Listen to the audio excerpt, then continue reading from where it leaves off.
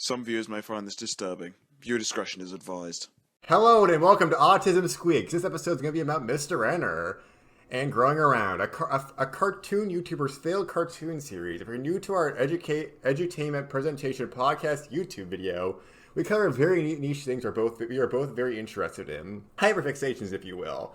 I'm Chipped, and that's my co-host Gray. He's kind of the main host, but yeah. Want to introduce yourself? Yeah, hello. Today, Chipped here will be doing the intro, but I'll be doing the main part. I'll be kind of setting this scene with our character, Mr. Enner, because he is quite the character, and we are both kind of fans. We're both fans of Mr. Enner, right? We're both kind of like, we both used to be fans, at least when we were younger, right? We both kind of used to be fans of him. I got into Mr. Enter's videos whenever I was a teenager, but then I slowly lost interest in them over the years, right around the time he got obsessed with Teen Titans Go. I've been a fan of him for a while. I've been a fan of him since for an embarrassing amount of time. Right? I was a fan of him for longer than I probably should have. But I'll just kind of start getting into it. So Mr. Enner, John, I believe his name is John Rosansky. He started his YouTube channel back in February of 2013. And before that, I think he wrote a lot of My Little Pony fan fiction. He was super into My Little Pony. He wanted to make a lot of cartoon reviews of My Little Pony episodes, to the point he was going to review every single episode of Generation 4, which is the popular generation that was popularized by the internet. That's where all the bronies came from. The brownies. That's where that came from. Generation 4. And he was inspired by Josh Scorcher, who's like an ancient My Little Pony guy. A nostalgia critic, which you can really tell by his formatting. A lot of these earlier videos all the 2013 videos are, I don't want to say they're necessarily bad. A lot of them are very entertaining, but they're all products of their time. Back in the day, and I guess even nowadays, a lot of reviews are just kind of plot synopsises where the reviewer just kind of like play the episode and just kind of give a plot synopsis, giving like vague like commentary on the episode, and at the very end they'll give like a 20-second explanation of what they thought about the episode. So a lot of what Nostalgia Critic did at the time, he made a lot of like beat by beat plot reviews, which are just synopsises of the movie that he covered. What set John Enter apart from other ones is that the angry cartoon reviewer felt a lot more real to him. Like whenever he got angry at a cartoon, it felt like he was actually angry at it. I'm not really fully sure if he was ever like truly angry at it. Do you know, Gray, if he was like actually angry at these cartoons? According to him, he wasn't playing a character. He was like just genuinely angry at them. Though I think sometimes he was doing a bit. 90% of the time he wasn't doing any kind of a bit. He was just actually like upset at the cartoon. The audience for Mr. Enner at the time, and I guess nowadays, is like hyper autistic people who agree with his cartoon reviews. No, not throwing any shade, because I used to watch him as a kid. Children who look at him as a voice of authority, and like lolcow people who find him really funny to look at. He got really popular because he did a lot of videos about like SpongeBob, and like he had a series called Animated Atrocities, which is a banger name for a video series, by the way. But he made these videos, calling these animation series just absolute atrocities, and like people just started watching him, and I guess they liked them. He doesn't really look back on these videos all that fondly. He doesn't really like a lot of them. He's mentioned that like he had a Google Doc where he had like a bunch of episode reviews, and all the episodes he did in like the earlier videos he gives like 1 out of 10. So he's very critical of his earlier work, as he should be, because they're not very good. You can forgive the crude editing and the shitty mic because like he was inexperienced. But I think the part that's pretty egregious is when he would just call out writers' names constantly and about how much he hates them. I love it how Casey Alexander talks like he's a big shot with mountains of skill and experience, when all he's ever done is SpongeBob from season 4 onwards, and Uncle Grandpa. Casey, you're not an artist. I know we live in the self-esteem generation, but you're not an artist. You don't make art. You make crap. How can I forget that? He said a lot of fucking horrible shit to like writers. People still do this in modern YouTube, and I could probably rant about this for a while, that like people don't really respect the people who make content or make like art online. There's no respect. There's no respect for them. They just like expect it to be the exact way they want it, or they get really fucking pissed and they go like, ding, another one for the CinemaSyn counter. You didn't do it exactly the way I want it. The problem with Enter is that like he wants like stuff to be made the way he wants it to. Like he had this like thing that you can't hurt the eyes in slapstick, right? An important rule of slapstick is to never ever harm the eyes, fingernails, or toenails on camera. You've also got to be very careful with teeth. Those are extremely sensitive parts of our bodies, eyes especially, and pain towards them will automatically make us cringe. That's against the laws. Everything he has like gospel. He treats his opinions like gospel. In his earlier videos, he takes his cartoon morals to like a hilarious degree. So like it's like when episodes like try to portray his character as bad or being like immoral, Enter gets like actually mad at it, even if they're trying to like portray like a message or something. Or if they're trying to show an anti-moral, which I think his brain can't even fathom. And like he also hates when cartoon characters are being assholes to each other, and he prefers when they're all nice and friendly to each other. Even in My Little Pony, he gets like, the characters are too mean to each other in this episode. Rainbow Dash would never say that. Pinky would never say that. Like, he's really anal about the way characters should act. And like, I guess this is one thing, because that's like his personal opinion, but it's like another thing to turn your camera on and then just say all this stuff, because like you're influencing people. People fucking watch these videos and they become like bots that just spew out his opinions on. There's like an entire epidemic back in the day where like people were like children on DeviantArt would just fucking repeat his opinions over and over again, which is something that happens nowadays too, but I guess Enter popularized it. Yeah, back in the day, he was one of the, like, 3 big cartoon reviewers, which is, like, I think why he's so popular now is because you had so few choices.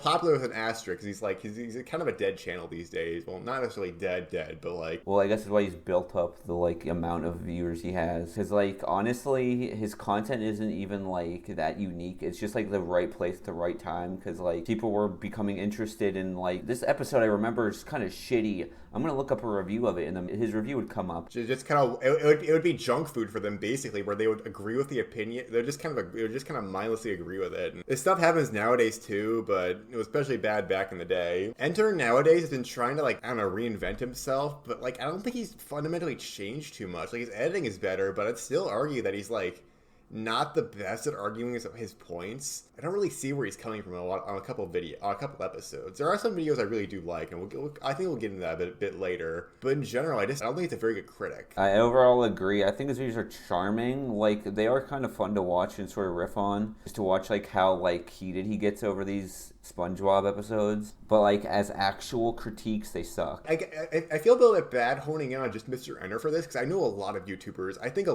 vast majority of YouTubers are really bad critics. They're really good at opinion pieces, but horrible critics. Well, the problem also is he doesn't treat his videos like they're just entertainment. He treats them like they're guides on how to write stuff. Or constructive criticism, which they're not. They're not good constructive criticism at all. No. I can think of a very few episodes that I think would even recommend for like being actually good. I only have a couple videos I recommend for I have 3, I guess, like ones are genuine recommendations. I really like the AVGN video, and it kind of shows to me that I don't think Enter really cares about cartoons anymore, at least not as much as he did, because like there's like no passion in his current videos. But it's like this AVGN one, you could actually kind of feel the life and the passion in it, and he really does feel like I think he does a good job explaining like the AVGN movie is a really bad movie, and like a lot of like people who review the AVGN movie are either like really unnecessarily harsh to James or like fucking kiss James's ass. And like I think there's a good balance here of like trying to understand like what the movie is going for, but still countering with like it's not a very good movie to begin with. I think the AVGN review is a really good movie. The 2 extra credits videos, I remember watching a lot as a kid. And mostly because I really liked Extra Credits as a kid, but I kind of didn't like their downfall very much. They became kind of a lot more corporate. And the Lion King review is very special because it is a video that has like an overarching plot and arc, and has like character stuff. It has like its own skits in it, which I always really like in reviews. I'm kind of a sucker for those. And I think he also does a really good job of talking about how terrible the Lion King movie is, and like in a way that's like unique to him, because he really liked that movie. And 2 ironic videos I can recommend if you really like angry cartoon reviewers is the top 10 worst My Little Pony episodes, where each time he shows an episode, he calls out the writer themselves personally, saying, "This episode was fucking made by whoever the writer was. They should be ashamed. This is an excuse. This isn't an excuse for writing." It's not truly a worst episode list without at least one Meriwether Williams episode, is it? He goes as far as send each title card to put like episode title underneath the subtext, the writer of the episode in each title card. And I guess it's also a little bit of a tangent, but I can't tell. I've watched My Little Pony, and I can't tell the writers apart. I don't get how people can tell these people apart. I can't tell their writing styles apart. Putting Your Hoof Down is an iconic one. Be The fuck? Okay, you two dumbasses. You want to start at the bottom? You'll start at the bottom. Was that supposed to be funny? Were we supposed to laugh at Angel bitch-slapping Fluttershy? Whichever you two thought that would be funny, please never write again, because that wasn't slapstick. That was domestic violence. I really like that episode. I think that's a good episode. And Enter just doesn't, he does not get that, like, Fluttershy is constantly in the wrong, and he gets, like, actually angry at Fluttershy for being mad at all these people, even though it's, like, supposed to be, like, escalating that, like, she's not in the right and she should not be, like, being mad at all her friends. I guess I just really like Fluttershy being a bit of a girl boss. And Pet Sitter Pat, he says an iconic line, "To think my dog was named after this despicable monster of a person." And he gets like actually mad that his dog died and like Patrick was named after him. To think that my dog was named after this grotesque cancer imagination. He does kind of do that in his videos too. He likes to go into his personal life a lot too. Because people, I guess, even before he had the little cow people trying to dox him. He did this a lot earlier in his earlier videos, I think. But he kind of stopped a little bit, but then he started a bit. It's like it's something a lot further in his earlier videos. My dog died earlier today. He used like a massive hatedom where people would just constantly hate watch him. I guess that was kind of like the lol cow area where just like, again, he had like three kinds of people watching him. You would have like the children, the autistics who really agreed with his opinions, and the lol cowers. And the lol cowers are really something special. I hate those guys. They fucking love just watching everything Mr. Runner used to do. Even the other cartoon reviewers would clown on him a lot. Like, I remember the YouTuber Rebel Taxi / Pan Pizza. He had a podcast where he would like not constantly, but once in a while, him and his co-host would make jokes about the idea, like, haha, we should bring Mr. Enter on. Or Mr. Enter got butthurt about that, which I guess I kind of understand. Like, if someone was talking shit about me, I'd probably be annoyed too. Yeah, he talks about it in that one video where he's like talking about my online harassment, which that was actually a pretty good video. There's someone who really doesn't like me. I don't know if you've heard of him. His name is Rebel Taxi. Occasionally he gets drunk on his podcast and shit talks me like I don't know that he does it. I don't like him because he's like he takes things too seriously. Like he's like, that wasn't funny at all. Jeez. You know? He does. He makes like 50 videos where it's like, oh, SpongeBob just isn't funny anymore. I think it's best if everybody should just watch my Rhapsody Kids video, which came out first, and then watch his and see which is the better one. I think that the caliber of harassment was definitely like different between each of the people. Like, I think Pan's was one of the less extreme. Compared to he talks about Pan like he's like the worst person ever. Like all he did was just kind of like poke shit fun at him. He just like kind of when Turkey at him. When Turkey Tom fucking implied that Mr. Enter was a fucking pedophile, which for is making like, a cartoon with children in it. The most insane claim I've ever heard. Fuck Turkey Tom. I fucking hate Turkey Tom, and I wish nothing but the worst for him. He had like two formats, right? He had the animated atrocities where he talked about bad cartoons, and he also had admirable animations where he talked about good cartoons.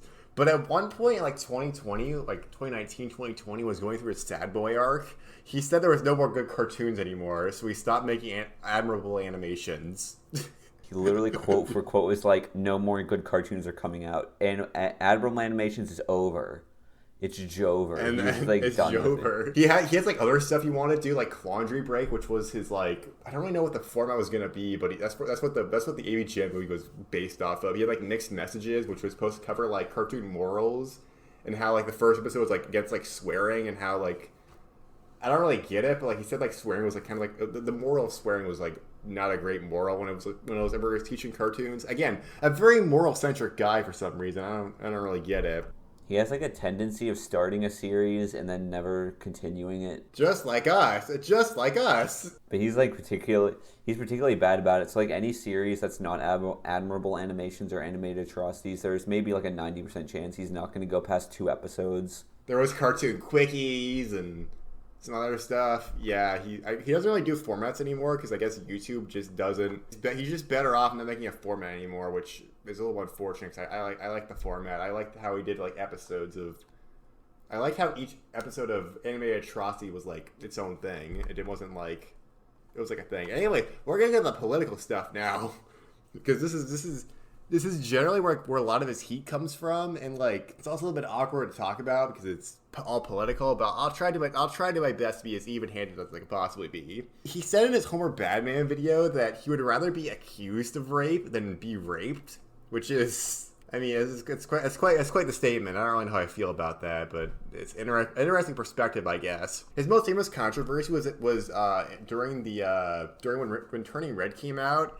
He said that it was very strange that 9/11 wasn't mentioned in Turning Red. This film takes place less than a year after the September 11th terrorist attacks. I bring this up because it radically altered the culture of the time, in ways that make this movie feel exceptionally ignorant of the time. I don't really know what he was thinking there. I guess he's kind of right. Why is there no 9/11 in my? Because this takes place right after 9/11 happened. Why are none of the characters in Canada talking about 9/11? That's a good point. Whenever a show takes place in early 2000s, like early 2000s core, why don't they talk about the Twin Towers? That feels like a rash omission.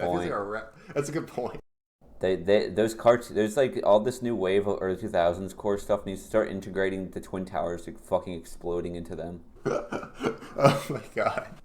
But like that was kind of like a main thing. People fucking laughed at him, which rightfully so. It was very funny, and like I don't really get what his point was, because like what people in Canada like. I remember when this came out, people in like Canada were like kind of mixed about the Twin Towers going down. Like there was like, if you're like a kid at the time, if you were a kid at the time, you probably didn't really care about the Twin Towers, right? Like why would you care? Ming is like a 6th grader. Like maybe she'd like hear about it like once or twice, but I don't think she would care. Yeah, I don't think teenagers care about the socioeconomic implications of a terrorist attack happening in a different country. Towers. And then like the big thing he was very anti-COVID and anti-mask. He made like a fucking massive documentary about how fucking shitty COVID was and how everybody was fucking stupid about it. My problem with these videos was, again, a lot of stuff he said was just kind of stupid. But also, like, no, he was not convincing anybody with these hour-long schizophrenic posts about how fucking shitty COVID was. He wasn't convincing anybody.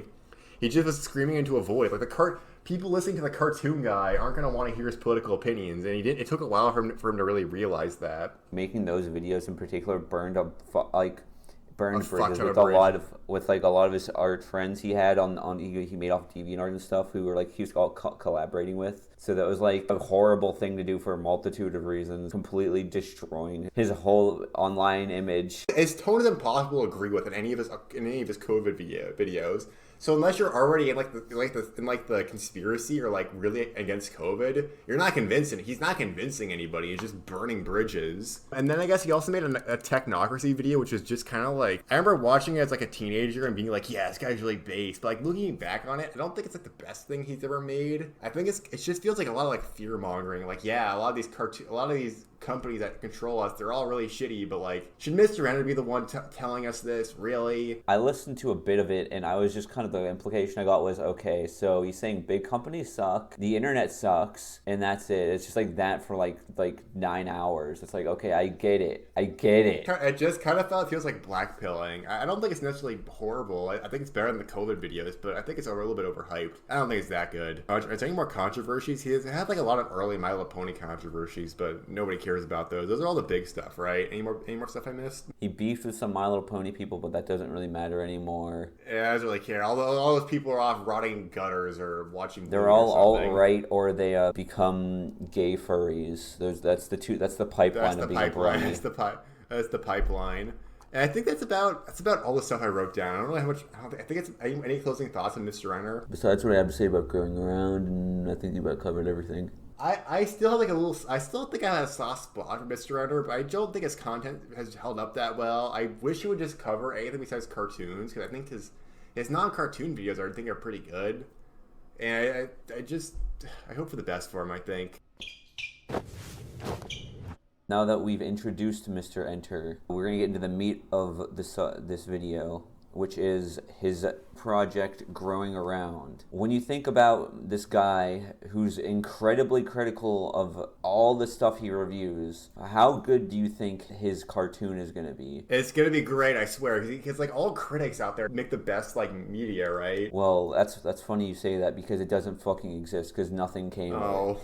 Oh. It never became a cartoon, but fortunately we have some scripts, and we have a self-published novel written by Mr. Enter himself in the universe of Growing Around. Now, Before I discuss what the stories are, I'll just try to explain the backstory of Growing Around. It started off with a review he was making on this Disney Channel pilot called Flip Flopped. He was really obsessed with this pilot because he loved the concept so much. It was basically like, oh, the adults are acting like kids and the kids are acting like adults, and that was kind of the gimmick. But he was like, no, that's not how it should be. This is, I know exactly the way this world would actually operate. And he got really into this concept to the point where he dedicated a decade or more of his life to making his own version. So, beginning in 2014, him and his DeviantArt friends started making concept art and scripts for this series called Growing Around, which is his own version of Flip Flopped. He then later in 2016 he publishes a book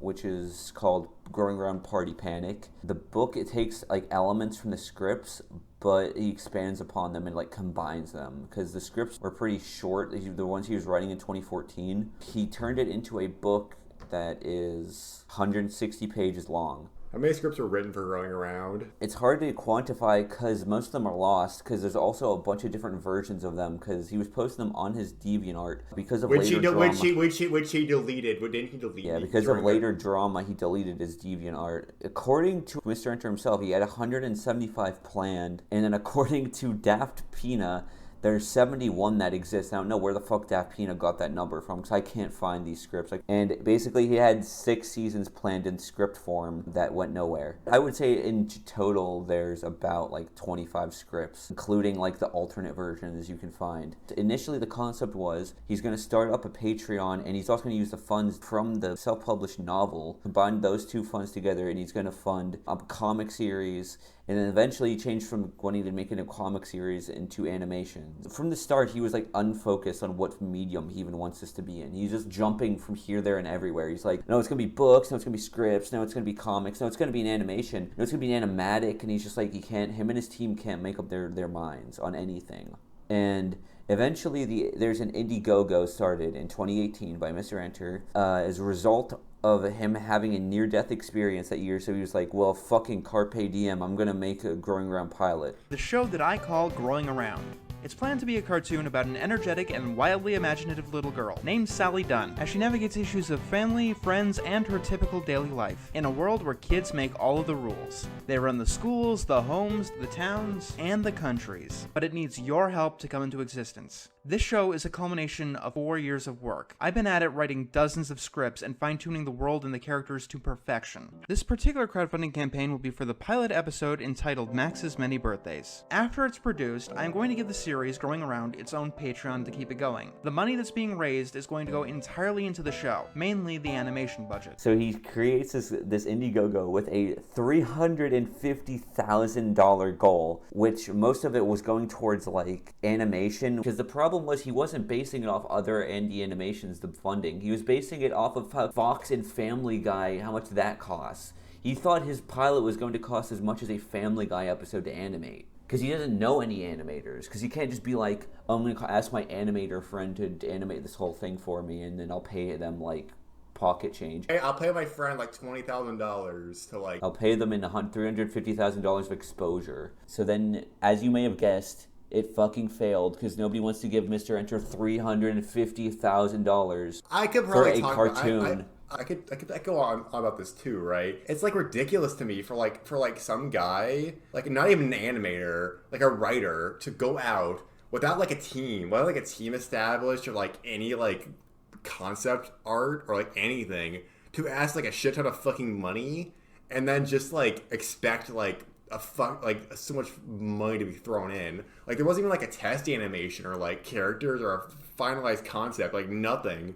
It's all just he just asked like a shit ton of money and was like, oh well, I'll just get a whole bunch. I'll probably get a whole bunch. The problem also was, he kept reinventing it. He kept like being like, okay, I'm starting over. I'm new lore, like over and over again. Him and his team could not focus and just keep one consistent like world. Like they kept being like, oh, I just had an idea for a way to make this world like cuter, and they completely redesign all the characters, completely change everything around. So it's impossible to say what you're even putting your $350,000 toward, even if you wanted to if you liked the idea. So that's probably why it failed, because these bunch of amateurs. And like, yeah, it's also a bunch of amateurs. But I also don't like. Maybe we'll get into this later. But I don't get like the appeal of this show even. Even like hardcore Mr. Ender fans, like especially me back in the day, I didn't give a shit about growing around. I didn't really get it. I didn't really get the concept at all. Yeah, me I watched either. it for his cartoon reviews. And like, yeah, I watched him. I want to watch you scream at SpongeBob. I don't want you to make a shitty pilot. That's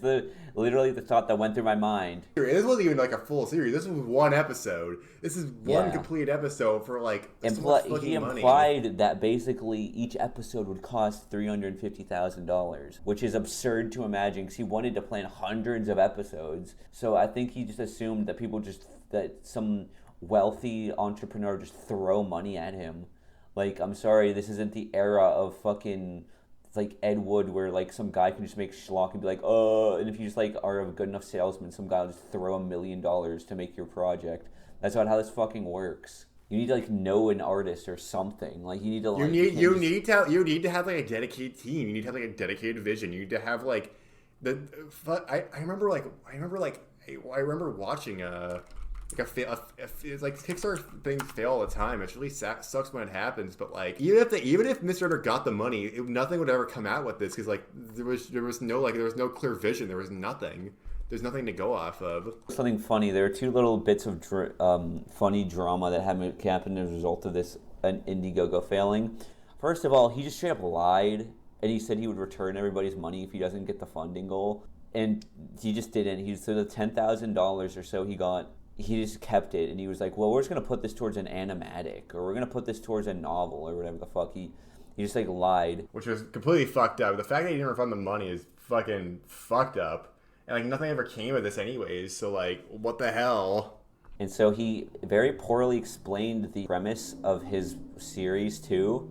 And people were asking him questions over and over and over again. I don't understand how this works. Is there child Hitler? They're asking like questions about the way the world works because he didn't explain it very well. And then he got really mad and he was like, I do not. He said to all of the viewers and backers who gave him like $10,000, I do not owe you anything. But I thought that the premise of Growing Around was a very easy one to understand. It just sounds like a standard cartoon premise. At the very least, I expected it to be a lot easier than some people have had with it. It's just a role reversal story, people. In terms of explaining this concept, there really should be only two things that I need to say. Actually, only one thing. In this world, kids rule. And this was not the episode to explain how kids came to power over adults or the intricate nature of the society. Let me put it this way. You don't read the Silmarillion before you read Lord of the Rings. That'd be completely stupid, and it'd be completely stupid to expect to get that before you read Lord of the Rings. I'm in the business of writing a story, not a fictional almanac. I owe literally zero explanation to my premise. That is the definition of a premise in fiction. Any explanation you get with my premise is a bonus.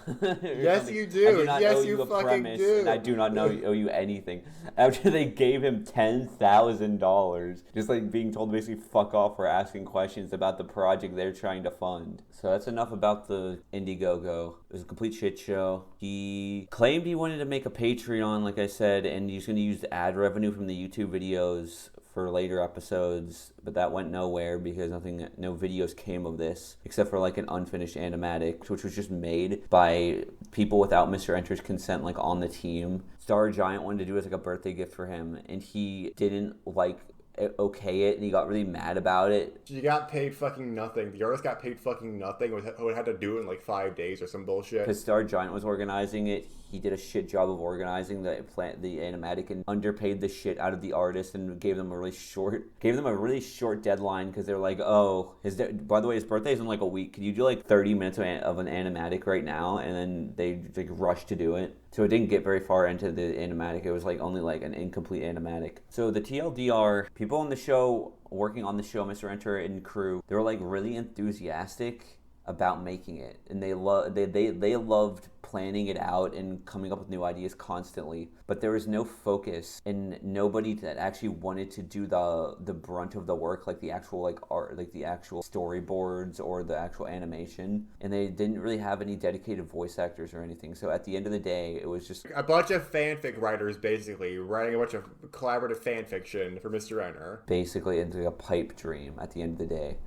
and it really went nowhere because of later drama with the co-creator that Mr. Enter hired from DeviantArt. Are we gonna like discuss his name at all, or just like We're just gonna call him Chud Bob because I don't know. we're gonna call him? I have him on Discord. I tried to reach out to like for like an interview or like it's like behind the scenes drama, but he has like his own like version of growing around, and like I wanted to like get like some backstory, but like we wanted to get more like scripts from him, like maybe he has some like behind the scenes stuff that nobody else has.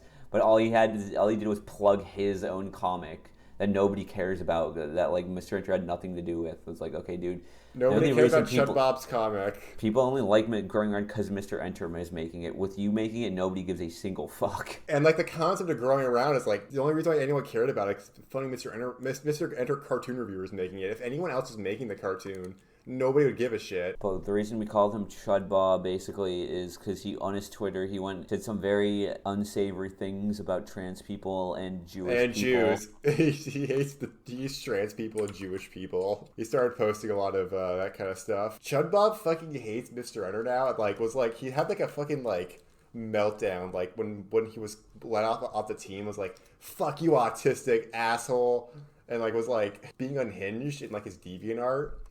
It was really unfortunate because I really like his art. I think his art's really cool, but kind of has bad opinions. All you need to know is that he's the co-creator, he owns half of Growing Around. And because Mr. Enter didn't want to associate with the guy anymore, Mr. Enter had to just cut all ties with Growing Around, the whole project, and everybody else alongside him cut ties with it because like none of his friends were like that they weren't into it enough to want to deal with like an annoying chud guy. So they were just like, fuck the whole project, and they all just like the whole project fell apart then and there just because over basically this guy saying stupid shit on Twitter. So that's what officially killed Growing Around. The Mr. Enter's Growing Around. So then Mr. Enter, as a result, nuked his DeviantArt. That's why nobody can read all of the epic so you can't really find all the concept art and all the scripts anymore because Mr. Enter was like, didn't want Growing Around attached to his name anymore. With all the backstory out of the way, here's the gist of what actually Growing Around is actually about. It's basically a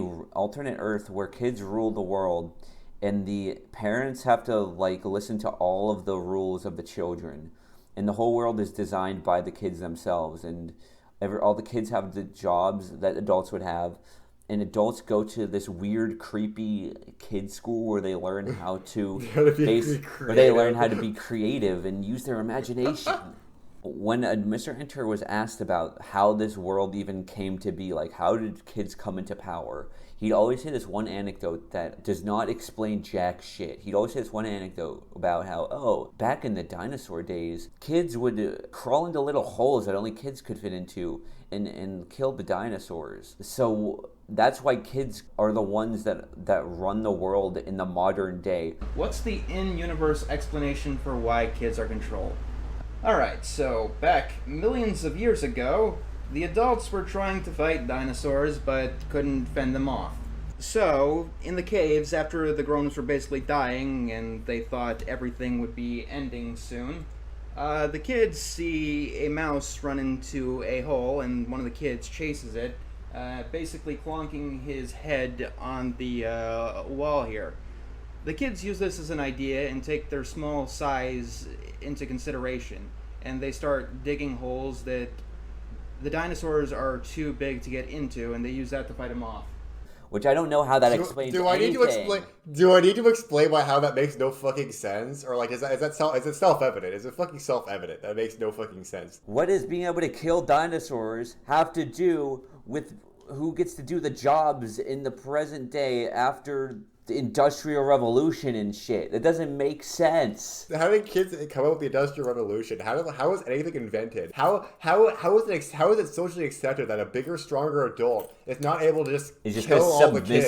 Submissively take it. Like being like, yeah, well, they're the ones in charge, so I'll just like do whatever they tell me to do. You would think I birthed you, but I'll listen to your rules. This is like some horrific I have no mouth and I am a scream dystopian reality where like everything fucking sucks. Or like you could just live a solid 18 years of life before you just get fucked over for 40 years. And another element of this world, if you're an adult and you choose to not have kids, you aren't even like off scot-free. You still have to go to this creepy like what Mr. Enter and the team called an orphanage, where you're continuing to be watched by kids there anyways. So no matter what you do, you're forced to be like bossed around by little shits. By the way, kids start being in charge as early as age 3. So imagine like a babbling, drooling 3-year-old being told you have to listen to what he has to tell you to do. I think I would jump off. Myself. I would jump off the Lego fucking bridge into the river and end it all if I was in this world. To be honest with you. And I was like a comment like Owen to Mr. Enter, like if you live in this world, you fucking kill yourself. My favorite piece of criticism was people saying that they'd kill themselves if they lived in the world of growing around. Like, that was a problem with the concept or something. Like, planning a vacation spot is the same thing as planning a fantasy series. I wouldn't want to live in the world of, I don't know, The Quiet Place myself, but that doesn't mean it's a bad movie. I wouldn't want to live in the world of Samurai Jack. If you're saying that's the point of those worlds, there's supposed to be a place you don't want to live, there's plenty of cartoon and media worlds that I wouldn't want to live in. Like any superhero show ever. Fucking hell, I wouldn't even want to live in the world of Equestria, a show that I still have the reputation of being obsessed with. Mr. Enter, that's horrible. Mr. It's Enter fucking dystopian. Throughout this whole thing, let me just say, he views this as like, like a fun, cute world for kids to like an escapism fantasy for kids.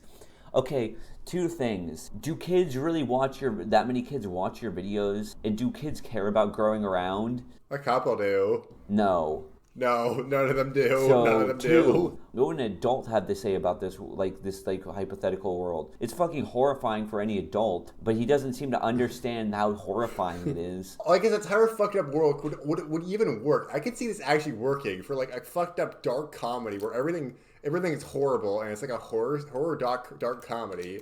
But like no, like the fact that it's like a cartoon, like it's supposed to be like a nice cartoon is like the tone of it is like horrifying Kids Next somehow. Door or something, where it's meant to be like lighthearted and cute, but it's not like that. It's just unpleasant as fuck. Mr. Enter could not take fucking criticism on this whole world. He kept insisting over and over again. And if time some person would criticize Mr. Enter, your world is horrifying and nightmarish, he would just be like, you're just being too negative. And he would just dismiss it. He would never acknowledge the dark implications of this world. And he would just insist, no, it's a fun world that everybody loves and nobody has any problems with. And he would refuse to elaborate on like some of the heavier questions, like how do doctors work? How do people get born? How do you cover crimes, like serious crimes like murder and rape? According to him, super serious things don't happen in this world, I guess. That doesn't really fix the like overall tone of the world just being fucked up. So I mean, no matter how you slice it, this world is fucked. And nobody would want to live in it. I don't think even kids would want to live in it. And like to me, like I might be a little bit special because I always like whenever I was a kid, I never liked escapism that was like focused on kids. Like I wanted to be an adult as a kid. I didn't want to be live in a world full of being a kid, bossing around adults. I don't really think that many kids like have that as like a escapism. Like maybe like a couple do, but I think more kids would be interested in like a world just ran by kids without any adults. Like, why would you have the adults there? The adults don't really add anything. They just add like horror to they add fucking horror and like nightmare fuel for like people.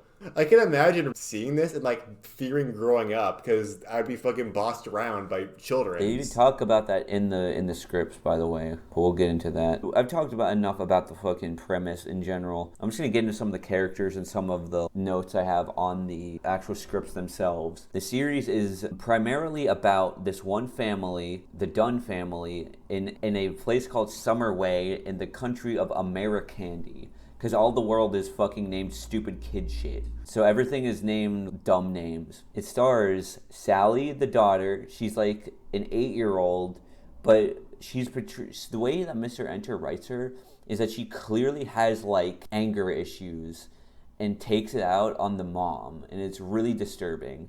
It's like an evil Mabel. It's like Mabel, but evil. That's kind of the vibe I got. It's like, and I like Mabel, and I like Mabel. Disgusting, like messy, like asshole. She's a stay-at-home mom, but for some fucking reason, she sucks at like cleaning because she's so messy and gross. She has her little chameleon plush that she carries around, and she imagines as like a real animal. So there's her brother Max, who used to be called Timmy. Now this is confusing because it's like they have like a father-mother like kind of relationship, which is weird because they're fucking siblings, because they basically like are talking like their parents, which is creepy when you think of the fact that they're related.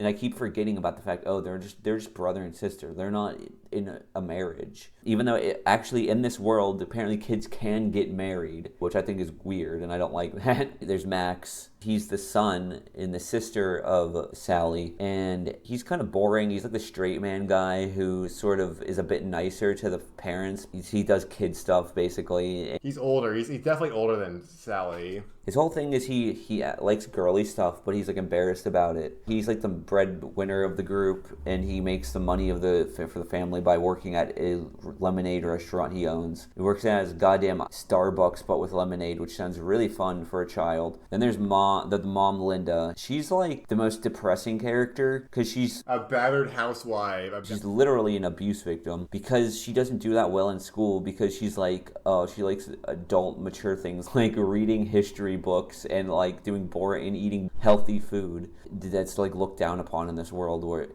where kids just eat like candy and fucking nasty unhealthy food and watch cartoons all day instead of doing anything that adults would want to do. And then there's Robert, which is the dad, and he's a lot like more submissive towards all of the shit that the kids put them through. He's just kind of like, he just kind of rolls with it. This sounds like Nightmare Bluey. It sounds like Nightmare Bluey, basically. There's not much more to say about him. He's like more like in tune with his kid side, I guess, and he like doesn't mind doing the kid stuff as much. That's kind of all there is to him. There's other characters too. There's Mayor Tallulah, who's like the antagonist of the novel. She's the mayor of Summerway. In the novel, she's like a power-hungry bitch, basically, and she was like power tripping over everybody and is constantly making like rules that Sally is not a fan of. And she's like antagonizing and bullying Sally too. I'll talk more about that when I talk about the novel. And there's also the friend of Sally who's just Rarity. It's just literally Rarity. I like Rarity. The stereotype of the French fashionista character. She's best pony. She's my favorite pony. I love Rarity. So there's the characters. I'm gonna briefly go over the scripts, just like some notes I have on like the scripts in the novel. First of all, there's two distinct eras of scripts. There's the scripts before the novel, which are shorter. Then there's the scripts after the novel. So these are the shorter scripts. They're like timed out to be about 11-minute episodes. I would describe the tone of them as they are very similar to Foster's Home for Imaginary Friends, where they're just like wacky hijinks. Like, it'll be like, parents are trying to get into a movie theater for only kids. Look at all the cartoon antics that occur. Like that kind of shit. Like not really too serious, except for some reason there's like one script that is like really gets really melodramatic, where it's just about a dog that's owned by a teacher dies. Brian the dog? The teacher dog? is just like grieving, and then everybody's like getting all sad because there's like the school's dog, basically. He must have been inspired by Patrick, Maybe. his dog who died. Because according to Mr. Enter, he wanted to do a lot of very special episodes and like handle heavy subject matter, but that was more later on in the second set of scripts. These earlier scripts focus entirely on the Dunn family. They're the main characters. There's a little bit of a focus occasionally on some other characters, but they're just the main focus. There's also an episode where Timmy has a midlife crisis, and he drives around on a motorcycle because he's like sad that he's going to grow up one day and become an indentured adult, which is a valid thing to be upset about in this horrific world. And what's the moral of this midlife crisis? The moral, I think, is, look, I'm an adult and it's not so bad. You should just live it up while you're a kid and just be happy that you have your childhood while it lasts, and that's kind of the idea of it. I mean, maybe like a world where like being an adult doesn't turn you into a slave, that would be an okay moral. But like, I don't know. I think being an adult sounds like a fate worse than death. If I knew I was fated to spend the remainder of my adult life in a shitty school where I'm getting shot with paintball guns and bullied by my bitch teacher, that fucking hurts. Even like the teacher is kind of a bitch in this world. Like, he's not very courteous as a teacher. And why did people have to go to school again? Why do people have to go to school to learn again? how to be imaginative? Like, okay, let me list off. I think I have a list here of classes that adults have to take. There's finger painting, laser tag, food fights, fun 101, stargazing. It's just like stupid, pointless shit that you'd assume even after you become an adult you'd remember, because you were doing these things when you were a kid. Well, you need to be taught them all over again. It's almost like the students are beating all the creativity out of them by constantly forcing them to like be creative in their own way. That's the long and short of the 2014 scripts. There's not much more to say. They're okay. They're not too long, so you can't get too annoyed with them. And then you have Party Panic, the novel Mr. Enter wrote, which is basically takes elements from those scripts and kind of expands upon them. So this book, it's 160 pages. It takes what feels like two plots and just sort of mashes them together. There's plot one, which is about Linda getting bad grades and Sally getting pissed at her and doing horrible shit to her. And then two, there's Sally getting party duty, which is this world's version of jury duty, where you need to host a party for the whole town. It's like selected at random. And then Sally gets into like a big debate with the mayor about not wanting to do party duty and the laws that she's putting down. People have clowned on this book a lot because it looks very amateurish. I mean, it is. I mean, to be fair, it kind of is. It looks a lot like a guy's first attempt at doing a self-published book because the cover is really pixelated and shitty looking. It looks like a JPEG. It doesn't even look like a fucking PNG. And the way it's formatted is like how you format like an essay for your English high school class by putting giant margins to fill up page space and giant text. That aside, I will say the writing style in this book is okay. People claim there's like a billion grammar errors. I didn't really notice the grammar errors as I was reading through it. I noticed... And like, to be fair about grammar errors, like a lot of like self-published books on fucking Amazon are riddled with grammar errors. It's not a unique thing. Like I remember as a kid like reading a lot of like self-published books bought by my mom, and like a lot of them just have grammar issues in them. I think people are being a little bit harsh just pointing that out. I think the book has more issues than just that. The writing itself is okay. It's fine for what it is. If you know it's just like some dude's indie little like self-published book, it's okay. The writing is serviceable. I didn't notice the grammar errors too much, and I could follow what was going on for the most part. The one thing I did notice I thought was funny is the name of the bootleg Pokemon, the off-brand Pokemon they have in this world, is like inconsistent. It goes from being called like Catchamon to like Goemon or some bullshit like that. Halfway through the book, he just like decides, actually we're calling it something else, and he doesn't go back and change the name in earlier chapters. That was funny to me. Doesn't he have an edit? Doesn't he have like an editor? He did pay an editor who I don't think did a very good job of editing his book. So it's meant to be book one of a series, right? Because on the spine, it says 1. First of all, it ends on a fucking cliffhanger. There's a bunch of unresolved shit in the story that's left as like untied loose ends. He never continued the series. It's the only book in the series, so I guess we'll never know what happened in this world. What happened to Sally and Mayor Cholula? What happens to them? Did they freaking die? Did they freaking die? For all we know, they freaking died. My impression of this world, based on the book, is that the world is really fucking disgusting, and the kids are messy assholes. He makes it out like the kids are just pieces of shit. Like they're constantly bullying their parents and all the adults. They're constantly just doing nasty shit. Like they eat gross food. They're unwashed, covered in like chocolate sauce all the time. It's just disgusting. There's so much like nasty imagery in this. He's autistic about morals, and he's autistic about things being gross in cartoons. And yet, in his very own story he made from the ground up, it's gross and it's mean-spirited. Like, you'd assume that'd be the things Mr. Enter would avoid, but no, that's the most prevalent things in this book, which is just baffling. I don't know what he was thinking when he was writing this.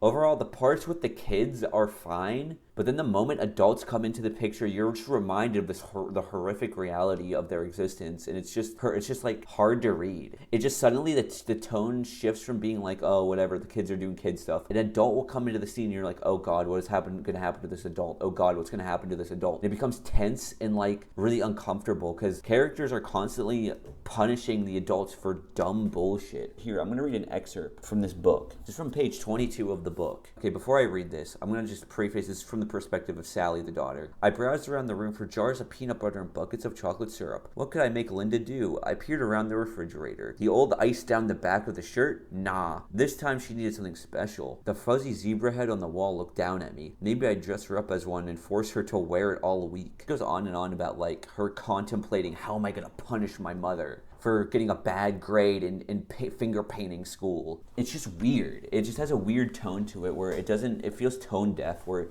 where it's trying to come off as being cute and like funny. Like, isn't it a funny role reversal? But instead, you're just kind of feel bad for the characters. They should give Linda a gun. Linda should go to the gun store and shoot her stupid bitch daughter. That'd be a good ending. That'd be a much better ending. Another thing that's said in this book that kind of gave off the impression that this was just a disgusting, fucked world was when Robert tricks Sally into spraying herself with water, and he says, "That's your bath for the week." It's like, was that a joke? It's unclear. Does Sally just never fucking shower? Is she just constantly covered in sticky, like, candy and chocolate syrup residue? It's just something about this whole world just, like, makes my skin crawl. I just hate this fucking world. If that was the intention, then fucking bravo, I guess, because I think this could have worked if it was like a horror, if it was like a horror novel that was like, oh, look how fucked up these kids are gonna be, these poor adults. You want to get into like why this world feels so fucked up? Do you have like any ideas like why it feels so like weird? Like it feels a lot weird. It feels a lot more fucked up than it really should be, right? It's just because the tone of it can't decide if it wants to be like a lighthearted kid thing or if it wants to be like, it's like a real thing where there's harsh reality to the world too. It's like he can't make up his mind where, okay, I want to show a world where there are abusive kids, but I also want it to be like a world where adults love their kids at the same time. Like, it's just inconsistent where it's like, so which is it? Are there abusive kids or are there like, or is it a world with no problems? Like, he can't make up his fucking mind on like the tone of the setting. So another thing that happens that's very fucked up in this world, Sally is threatened to make Linda eat a pair of her old dirty roller skates if it turns out that Linda was lying, which, yeah, Linda was lying. Because Linda is, like, of course, terrified of her horrible daughter who's constantly abusing her and punishing her and humiliating her constantly. She's really like, so she keeps lying about her grades being bad. Because she gets sent home with a little note from her stupid child teacher, and that pisses off Sally. And in this world, the kids even like drive the cars. So they're driving around these stupid little plastic Fisher-Price bumper cars around with the parents in the back. The way they describe it is horrifying because they go really fast too, to the point where the adults are like getting car sick and they're like scared out of their minds. The kids are gonna crash, which, yeah, I would be scared too if a child was driving me around. I would be scared too if an actual child was driving me around in a real car. Even if there was a bumper on the front, it doesn't matter. In the book, Sally is mentioned to be like really bad at driving and constantly getting tickets from the police of this world, which are their Boy Scouts and Girl Scouts. In this world, whenever you get a ticket, you get like some bullshit kid punishment, like you get like a noogie or you get a wedgie. Something funny about this world is that they say Santa Claus like he's like a god figure to them. They keep saying the phrase praying to Santa Claus, and I just think that's funny. So, okay, if there is Christmas, right, and there's presents, right, does that mean like do the parents give the children presents, or like is there actually a man the parents do favors for their kids, but I imagine in this world Santa does exist, because this world is like exists in some weird hyper fantasy reality where like magic shit happens. On the topic of like religion, Mr. Enter was very like careful to mention, oh, by the way, religion doesn't really exist in this world because he's like an atheist, so he doesn't really feel like comfortable talking about religion, so he just kind of sidesteps that whole topic by being like, religion doesn't exist in this world, which to me is kind of a cop-out because I feel like that has so much potential for comedy, for like, oh, what kind of a religion would kids have? But I guess because Mr. Enter doesn't like the subject. What would children even worship? Fortnite characters. No, they would worship like they'd worship Jonesy YouTubers. They'd worship people like Ninja. Pray to Ninja. We gotta pray to Ninja. Pray to Scott Cawthon. Scott Cawthon would probably be like who makes FNAF in this world? Children make everything. Children make the movies. They make the TV shows. They make the games. They make everything. Okay, but FNAF's been going on for like 10 years, right? And like Kid Scott Cawthon's gonna turn to Man Scott Cawthon. What's gonna happen to FNAF after that? Maybe kids take over and then a new kid takes over the franchise. I don't know. Really makes you think. And there's a part where they go into the lore of the town and the mayors, and they say that at one point there was a fucking toddler as a mayor of Summerway, which that just blows my mind. Like, if I was in a town where a drooling toddler was the mayor, I think I would leave. I would be like, fuck this place. I'm going to a new town. This place sucks. There's a part where Sally goes to her friend's house, and her friend has 12 siblings, which I think is completely insane to imagine. Like, you're a parent in this world, and you willingly have 12 kids. That is the most insane thing I've heard in my entire life. What is the incentive to have more than even one kid? Once you have your first kid, you realize, wow, I'm enslaved to this piece of little shit. Why would anybody ever continue past that? You get, like, tax breaks for having more kids? I don't get it. Do taxes what are exist kid in taxes? this world? He never discusses that. Not in anything I read. Like the current, like, is it, the currency's like Pokemon cards. Yeah, Pokemon the currency cards, is right? fucking Pokemon cards, which brings up the question of who is printing these. And I'm pretty sure it's the literal company in the game, in their universe of game, their own Game Freak is making these cards. It isn't the government making that. That doesn't make any sense. You don't think too hard about it, because clearly Mr. Enter didn't think too hard about it. I mean, he probably thought about it, but he didn't, like, explain it. I was like, what's one thing to think about something, another thing to, like, explain it. That's all I have to say about that book. That book is fine. I think the novel format works a bit better than the script format, but I still didn't think it was very good. For the reasons I explained, like, the world is fucked. I don't want to read about these unfortunate parents being stuck in this hellscape world. I had a few little factoids written down. So, kids have stepped foot on Mars and the moon. So kids have NASA in this world, which I don't even want to think about a kid being in charge of a space rocket. Linda and Robert have separate bedrooms, which is just weird. I'm not sure what the implication of that is. Is it because they're not allowed to have sex? I don't get it. I guess it's supposed to be like how siblings have separate bedrooms, but they're literally married, so I don't get it. Sally straight up hits kids with her car. They're old people very briefly, but they're sort of confusing. They're portrayed them in a way where they're like not like the middle-aged adults. They're portrayed in a way where they're like happy about being youthful, or they like being like bossed around by the kids. They're not really being bossed around by the kids, what I should say. They're just on their own doing kid stuff. Like, oh, they're just like going around playing games on their own and stuff. So I guess Mr. Enter thought the idea of like tiny kids screaming at elderly people was too fucked up even for him. So that's why I guess the kids don't yell at the old people. But he didn't really elaborate on that very much. You gotta respect your elders. I guess the kids do respect their elders in this world, but they don't respect their middle-aged adults. They get fucked over. It's like classism or something. Mr. Enter claims there would be no adults trying to overthrow the kids because he says, oh, it would be like if kids tried to overthrow adults in our world. That would just be silly, wouldn't it be? And I'm just like sitting there thinking like, no, that wouldn't be fucking silly, because you can physically overpower a child so easily. A child can't overpower you. This would be so much. This could be explained by like some kind of magical wish that fucking Sally Dunn made one day. I sure do wish that all the children were in charge forever, and that's all you needed. That's all you would have needed to make the plot make any Problem fucking is, sense. he goes to this whole like hyper reality thing, but it has its own foot in its own reality. There's no magic. There's no like hardcore like straight up magic. Like cartoony things happen, but there's no like spells and shit. So he would never do that because he wants it to exist in like a down to earth kind of setting, which is dumb because has this absurd. You want a realistic, down-to-earth show that's completely off the wall and scoring with magic Literally, robots. that's Mr. Enter's dream show. Vegetables are treated like candy in this world, and adults are fed piles of fucking junk food.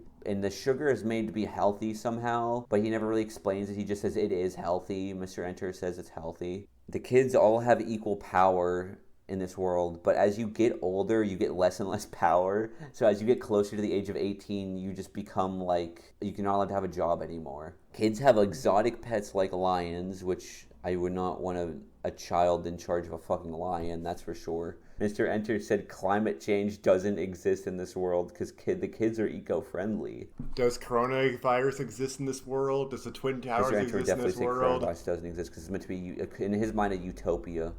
And he hates all the stuff about the coronavirus. Here's some examples of some country names. Americandy, United Kidsdom, Cribibia. There are probably other ones, but I didn't catch them. In this world, the main slur that kids get really upset if you say is brat. Like, they'll be like, oh my god, you just said the B word. Brat! This last section, I don't have much to say about it. It's about the scripts that he wrote later on. These are scripts he wrote around 2019. This is like 5 years later, because Mr. Enter was writing scripts all the way from 2014 all the way to 2019, and maybe to the current day. I'm not entirely sure. I only have the ones I could find on the Wayback Machine screenshots of his DeviantArt. And these scripts are like double as long, so they'd be 20 minutes instead of 10 minutes. And instead of focusing on just the Dunn family, there's like an ensemble cast with like 100 fucking characters.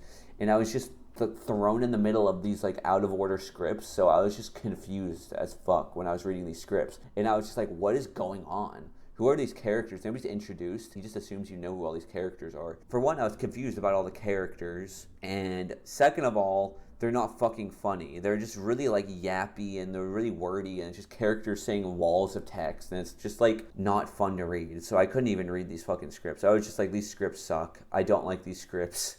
And I gave up because there's no context behind them. So I'm just like, well, I'm never going to understand them because I only have like 7 random scripts. So I just gave up on reading those. And most of them are lost media. So, I mean, kind of pointless to read them. Something I wanted to mention to compare and contrast. Mr. Enter is just a prolific writer in the fact that he says he's been writing his whole life since he was like a little kid. One of the longest stories I saw him write, this was his first attempt at a novel that he wrote in 2015. It's called Little Cassie, and he was posted on his DeviantArt. And thankfully people on the nice people on the Mr. Enter wiki saved this, so thanks to them for that. It was basically an 18 chapter story he wrote. It's a story about this dude living in this dystopian, like, black-pilled shithole city where he sees his neighbors abusing their daughter, and he attempts to rescue their daughter from their abusive household. And then a whole, like, series of crazy events happen. I don't want to spoil it because this would I would actually kind of recommend over anything Growing Around related, honestly. It's very like black-pilled, but it's like nothing like too crazy. Like if you're used to black-pilled media, like very like pessimistic kind of sad shit. Mr. Enter, I think, can write mature stories way better than he can write stories attempting to appeal to kids. Because that's the biggest problem with Growing Around compared to this story, I'd say, is that this story is just kind of doing its own thing, and it just feels like it's Mr. Enter writing from his very pessimistic worldview, which I think is a lot more natural than him trying to like conform to a kid's story. It just feels very like forced when he writes in that style. I'd recommend it for those reasons. I think it's better written. If you go on the Mr. Enter wiki, you can find it. Also, to go back to that earlier, didn't you say a lot of the 2019 scripts were all very special episodes? Kind of. That's what he claimed they were going to be. Some very special episode subjects he wanted to discuss in the scripts include how being popular is actually important. He went in an episode about a pop group one of the characters is obsessed with turning out to be like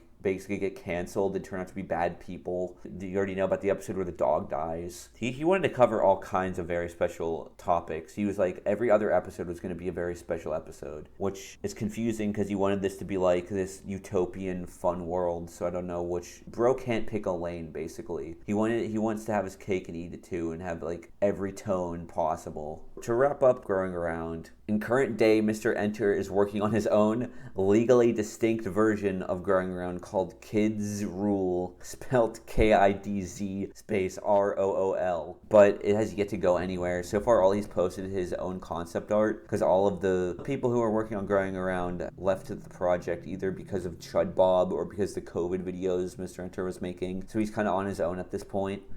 And I've asked him about it, and so far the project has nothing to show for it besides the concept art and the basic concept of it. And I am curious to see if anything happens with Kids Rule, but I seriously doubt it. Final thoughts would just be, the world is unintentionally horrible. Mr. Enter was very amateurish with the way he ran the project, and nothing was ever going to come of it. The whole thing was just a complete shit show. Like there was no focus on anything. Nobody could make up their mind on anything, and the whole project was doomed from the start. I cannot see a world where Growing Around ever became anything beyond maybe a single like unfinished animatic. Like I cannot see anything coming of this. I guess it kind of serves as like I don't know, sound like pretentious or like on my high horse, but like kind of serves as like you gotta have like a clear vision before you can like ask for people's money. For me personally, I don't get the appeal of growing around. I still don't really get it. There's no audience for this. I don't see any audience for this at all. I think the only people who were honestly fans of this were really hardcore Mr. Enter fans who just wanted to see him make anything. They would just eat up anything he'd put out. They read all of his DeviantArt posts. They watched all they watch all of his videos. They treat all of his opinions like gospel. So I think that at the end of the day, any outsider is going to think this is dumb and weird and fucked up. I don't want to say there's like absolutely no potential here, because that's very like mean to say. In its current state, I don't see any way for this to work at all. There's like no audience for it. Didn't he even say that like it was never going to turn a profit? Like he said in like one like the developer live stream, right? Which is not a good thing to say. You do not want to say that to your fucking potential backers at all. Even if it's true, you don't want to say that shit. It's really bad marketing. Basically said he was just going to do it for the sake of making it, for the passion behind it. And that's good and all, but that's not backer worthy. I need something. I need like an animation. I need something to latch onto. And there's growing around, there's absolutely nothing to latch onto. He could have probably made like a bunch of money off this. He probably could have gotten like, I don't know, about $35,000. $3,500 million or whatever. He probably, if he had like an animatic he could show for it, he probably could have gotten like more money, because like maybe people who were into the concept that just don't exist, maybe they could have, I don't know, done something with it. I don't know. I think his biggest mistake right now is like, instead of like taking a step back and like ChippedGoat stealing it and going like, maybe I gotta retool this somehow, and he's just going back in, I guess. The biggest downfall of Mr. Enter's growing around, I think, was his utter like lack of taking criticism and just barreling forward, doing whatever him and his team wanted to do, instead of like listening to any kind of critiques and just dismissing them as, oh, they're just haters. They don't get it. And on one hand, I can understand like ignoring the haters if you're making like an art project, is like, sure, whatever. If you're making art strictly for yourself, that's one thing. But if you're making a crowdfunding campaign, then that changes the dynamics a bit, because you actually have to like appease people. On some level, you have to make like a product. You have to like appease people. You have to make something that like people want to watch. If you're making something strictly for yourself, then like you can make whatever the hell you want, and we can say whatever we want about it, but ultimately it doesn't matter. He's trying to make something that appeals to like a wider audience besides him just himself, and he just can't do that because it definitely feels like him trying really hard to appeal to a mass audience, but he's horrible at appealing to a mass audience. His concept, because he has such fringe, again, to wrap it back around, his cartoon views are so fringe and appeal to so few people that like, who is this for?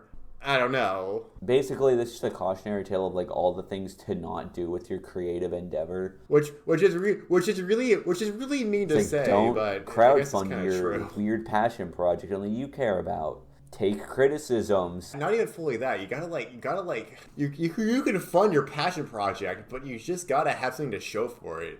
He didn't market it at all. He didn't do a good job marketing it. The problem is at the point where he made it, he was already a laughingstock, so I don't think anything was ever going to come of this. Like, people were already treating him like he's like a punchline, like his videos. So the idea of Mr. Enter making a cartoon was just a joke. So unfortunately, I don't think much was ever going to come of this, because I mean, who's going to give money to a guy the internet views as a joke?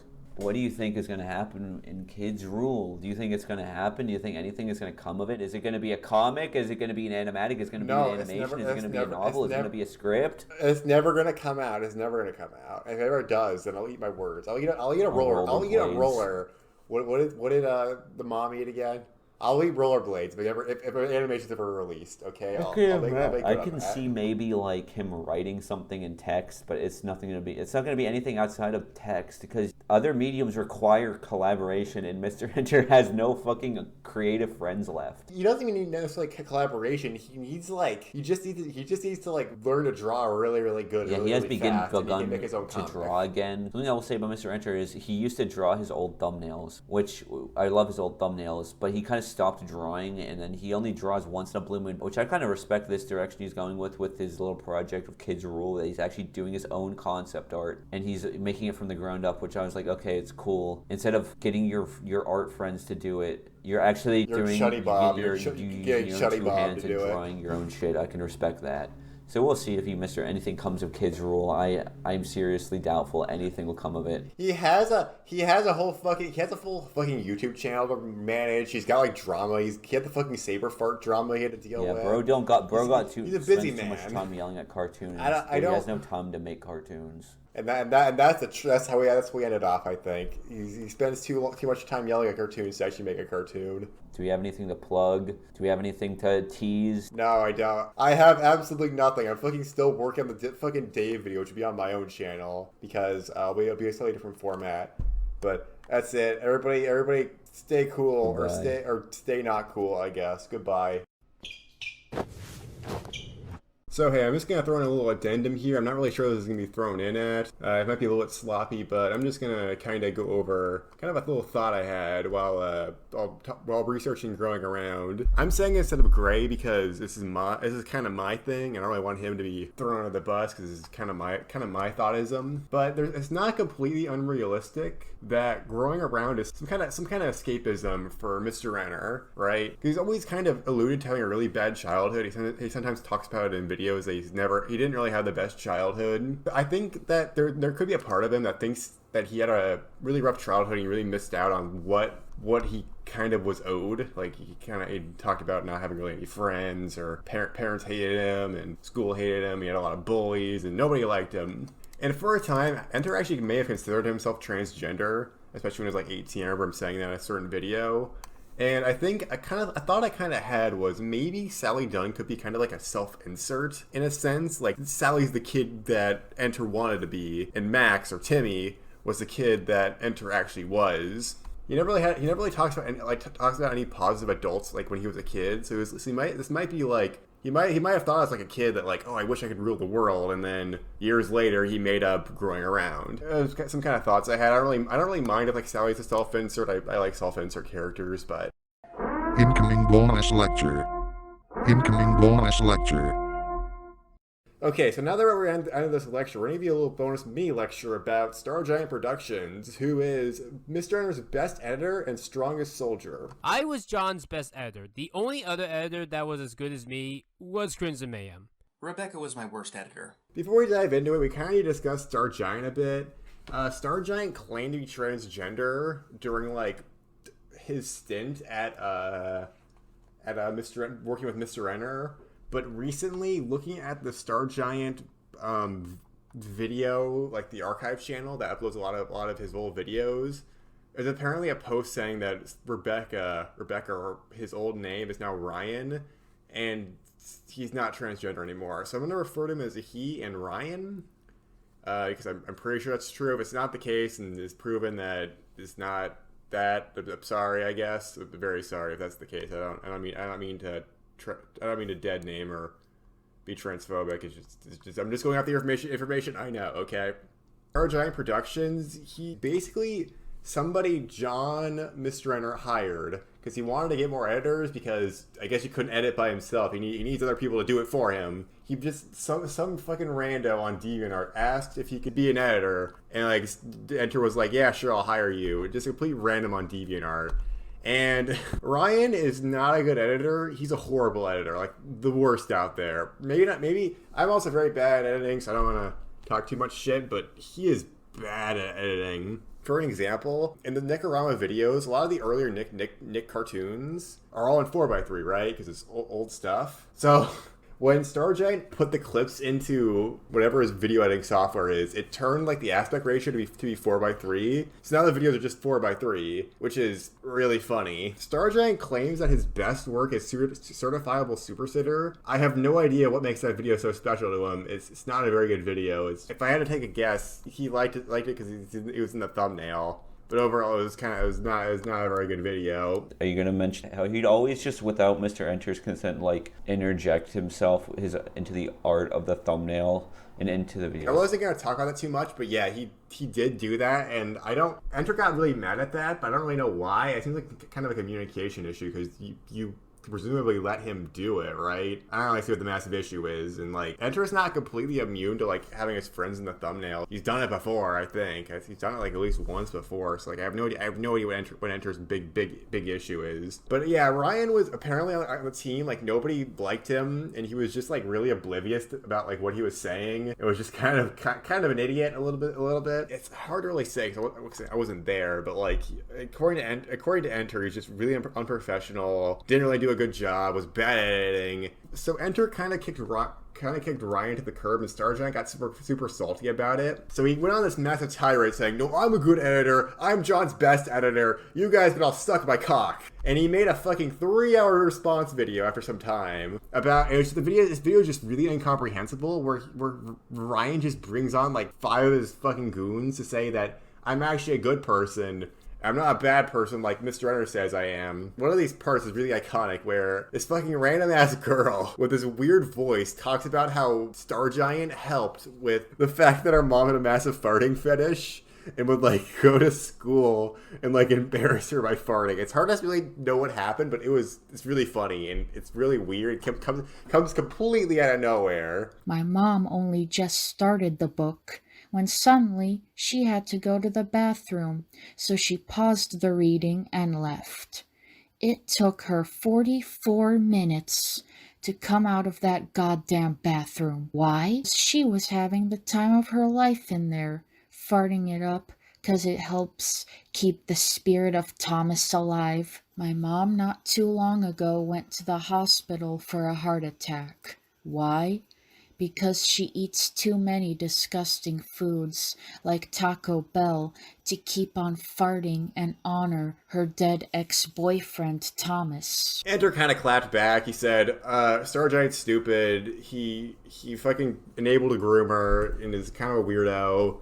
And after that, Ryan just disappeared off the internet. Nobody's ever heard of him since, I think, and nobody has really any good contact on him. I don't want to focus too much on Ryan's drama too much, because it's going to kind of distract from like the actual content itself, which I think is more interesting. And also, if you just want to hear about the drama, there's like Enter's videos and other stuff. I'm not here to dive too much in the drama. StarGiant's videos themselves are really funny to me because the audience for StarGiant is like really, really niche. Like, we all know cartoon YouTube is already pretty niche, right? It's mostly just like children and teenagers watching it and like really autistic adults. I don't think it's too arguable to say that's the audience. But like, the people who watch StarGiant are people who are like really anti-Mr. Enter. They hated Mr. Enter. Mostly because they don't really agree with his like cartoon opinions. And StarGiant decides to give out opinions like, oh, I'll review stuff and like I'll do it better than Enter. I think it's not unfair assumption to say that most people watched StarGiant because they just fucking hate Mr. Enter. I don't think that's a stretch to say that. And StarGiant is kind of a tsundere, kind of a tsundere Mr. Enter fan because he is so fucking anti-Mr. Enter, right? A lot of his videos are like, fuck Mr. Enter. He doesn't like Mr. Enter, even though he's massive inspiration. But they're just kind of feel like diet Mr. Enter videos. They're like, the points are really similar. They focus a lot on like morals and like how much of an asshole a character is being. They'll misunderstand and misquote like cartoons a lot of times and misinterpret them. They feel a lot like opinion pieces. And like, they're just bad Mr. Enter videos. A lot of points that StarGiant makes are just scarily close to what Mr. Enter would say. And they just kind of feel like shittier diet videos. As an example of like just being a knockoff is that Mr. Enter made a Nickorama, right? Where he reviewed a bunch of Nickelodeon shows. And then Ryan decided to be like, oh, I'm just going to steal that. And he did the same exact thing with Cartoon Network. And it was somehow worse. It was worse than Nickorama. They were very low effort videos. They were poorly edited. They were. What was shitty about Nickorama? A lot of Mr. Enter's opinions on the shows were just really bad because he basically just watched like 1 or 2 episodes of like a Nick show. He'd watch like 1 or 2 episodes and make his entire opinion up on like 1 or 2 episodes. Like, he got like really unnecessarily mad at cartoons, just like the classic Mr. Enter. This is like the classic Mr. Enter thing. And it's really funny that like a lot of these videos that Ryan would make, he would insert like his goons and his friends into them, and like it's really funny just seeing like all these like mishmash characters just sitting around with StarGiant, and a lot of these videos are just gone. They're like I remember a lot more. I remember like a lot more skit videos, but I guess they've not been archived or nobody cares about them, or maybe I'm just hallucinating. But I swear to God, there's a lot of a lot more skit videos than there ended up being when I did research. His little rant sort of evolved with time, starting off amazing. I like the first art that was drawn for him. It kind of there's some other ones that just don't look nearly as good. No offense, but like there's one with like latex on it. It looks weird. There's one with an uncanny face. Overall, he should have just stuck with the first rant Sona. And of course, being a shitty knockoff wannabe Mr. Enter, he had his own failed Kickstarter. But what if one of these witches wasn't evil? What if one witch could be good? Imagine if one of these girls that got cursed and turned into a witch actually still remained their nice selves. Wouldn't that be great? I want to bring you all the story of a witch that was able to beat society, to prove to everyone that she wasn't evil. She's gonna have to go through prejudice, hardship, friend loss, betrayal, and other witch trials per se. This is the story of a witch named Rebecca Starlight and her friends that she has, both the old and the new. She's gonna prove to the world that a witch can be good. How could he not? It was basically a Madoka Magica knockoff. I don't know if anybody's ever heard of that show, but it's basically a Madoka Magica full of like witch girls. And like StarGiant wanted like a hilarious amount of money for this. $23,000. I have no idea why. Apparently $8,000 of those dollars were gonna go to editing. I don't know why he asked for that much money. I think he could have made what he wanted with no money and just got his friends to do it, but whatever, I guess. Go off. The project was kind of like a mirror, like small scale, extreme growing around. It kind of feels like, except we're growing around, we're like growing around like a small team all around it. I think StarGiant's like Witches project had basically nobody following it, and like nobody cared about it. It got like basically no money, and the pitch video is just fucking awful. It doesn't really explain why anyone would ever want to watch the show. It says that like StarGiant's been working on this for years, and it just feels so thrown together. I don't really know. He somehow works at pitching a project than fucking Enter. Also, another big reason why StarGiant got pretty big is that he was very anti Lily Orchard, which rightfully Lily Orchard really does suck, and is the single most prevalent reason why Steven Universe is looked down upon because of that epic Steven Universe is garbage, and this is why. There's 5 of these videos, and they're just completely really bad. These anti-Lily Orchard videos are just not good. They're mostly mindless drivel. They go on a lot of tangents, and they're almost unwatchable. The best StarGiant video, bar none, no holds bar, is the smash and pass My Little Pony characters, where he pulls his best asexual friend, and they play smash and pass with all the ponies in My Little Pony. And it's glorious. And today we are playing Smash or Pass. Wait, what? Yeah, for My Little Pony Day this year, I wanted to do a Smash or Pass for My Little Pony. Ah, okay. But quick confession to you all, I'm asexual. Huh? For one particular reason, there will be long stretches where StarGiant, instead of saying smash and pass individually for each pony, he recorded 2 smashes and 2 pass voice clips. There's 2 examples where he goes smash and smash. How does it go again? Give me your smash. Smash. Yes, he does that over and over again. Pass. It's really funny. It's really fucking funny. Smash, smash, smash, smash, smash, pass. I guess the big takeaway is just like, don't be so derivative of someone. All the drama aside, there's basically no reason to watch StarGiantProductions because it's just way worse than Mr. Enter. It just feels like a diet Mr. Enter. There's very little besides like maybe a couple skits that like you would want to watch a StarGiant video. They're all just kind of the same bullshit. There's not much to them, and they're really poorly constructed, and they feel very poor. They're very poor videos in general. Do you have any closing thoughts, my co-host? StarGiant sucks. StarGiant sucks, and this is why.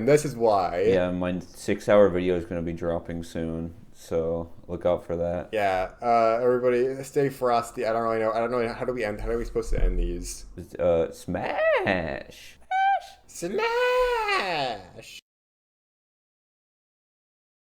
At Mr. Enter, I love your videos. Wrong chat/channel. Sorry. Do not ping me. Ever. I'm sorry. Smash